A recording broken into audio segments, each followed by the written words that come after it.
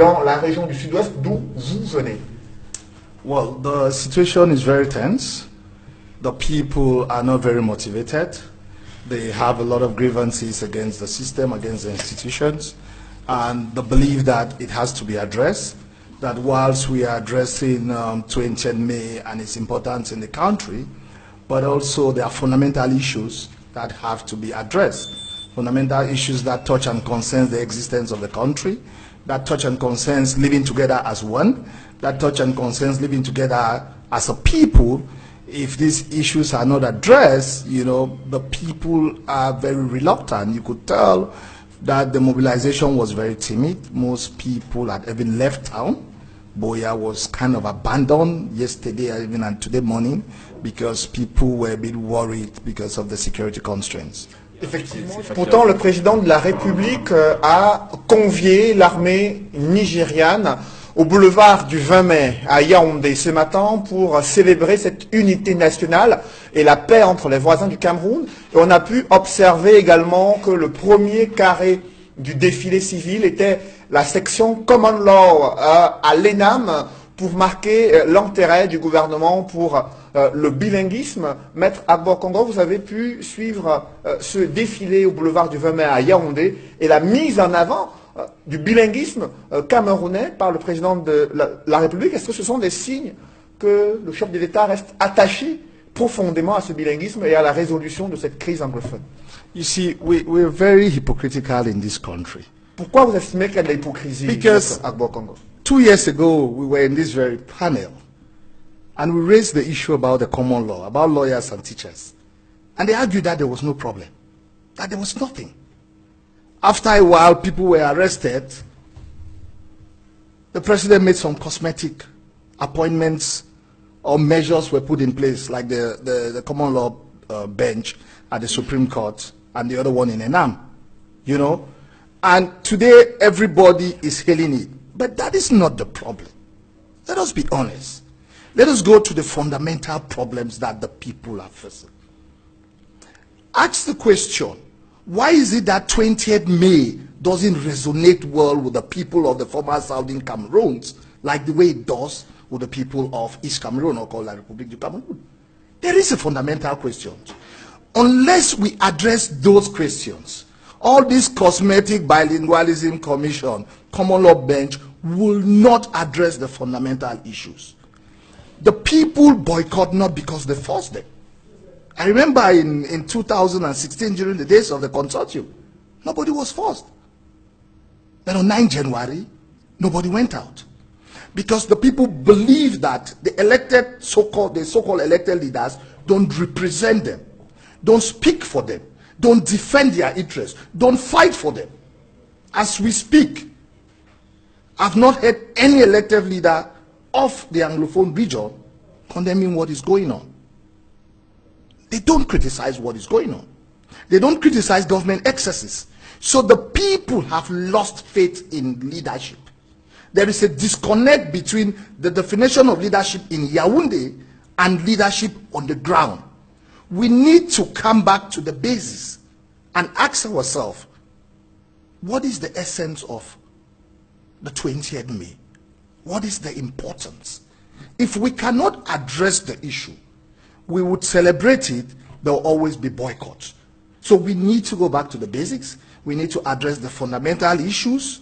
You know, yes, I appreciate the fact that at least some baby steps have been taken to address some of the issues. Justement, Yaoundé... Avant cela, il y avait la répression, oui. Mais la répression, c'est pas la guerre. Justement, avant... Madame le député, there is something, and I'll make it clear. Yes. I might not buy 100% the ideology of those who have taken arms against government. I said it. Yes, I said but as a Southern Cameroonian, I stand to defend the interests of our people. No problem. And why have people taken up arms? You are saying that the war was declared when on the 17th of January, myself, Dr. Fontem, and the rest were kidnapped and taken to Yaoundé.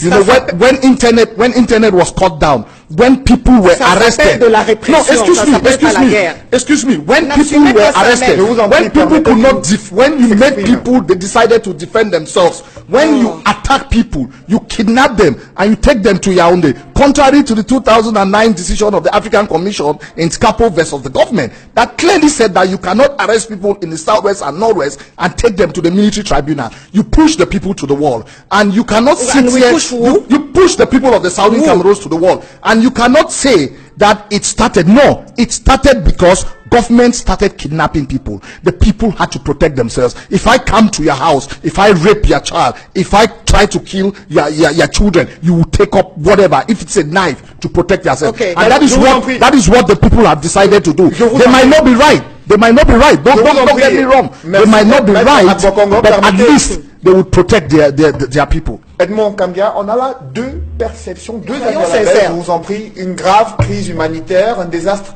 économique et social très important relayé dans la presse, les activités économiques qui tournent au ralenti, de nombreuses écoles qui sont fermées depuis près de 2 ans déjà dans les régions du nord-ouest et du sud-ouest. Maître Abokongo, est-ce que les évêques du Cameroun peuvent jouer le rôle de médiateurs, peuvent-ils apaiser ces tensions dans les régions du nord-ouest et du sud-ouest?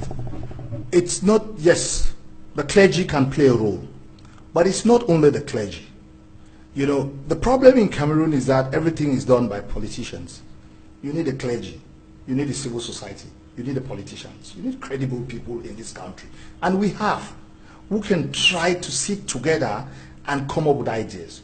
When you have 40,000 refugees as of 3 months ago, when you have close to 200,000 internally displaced, because the guys of the Office of the High Commission of Human Rights, I had a meeting with them in my office on Thursday. The 160 they are talking about doesn't include Lebialem and Jan and the other areas. So as we speak, each passing day, the number of internally displaced increases. When we look at the burnings of villages, people's livelihood, people living in the bush, terrorizing the civilian population, I mean, by government, where the ill treatment of people who have been arrested, at least the Minister of Defense himself acknowledged and issued a communique. It's high time that we find a way of addressing the issues. And the clergy, they could do something. The civil society. Also, we have international partners who are in Cameroon, who can help in trying to find a solution, because also the people have lost faith in some of the members who are ruling them. So it would be difficult.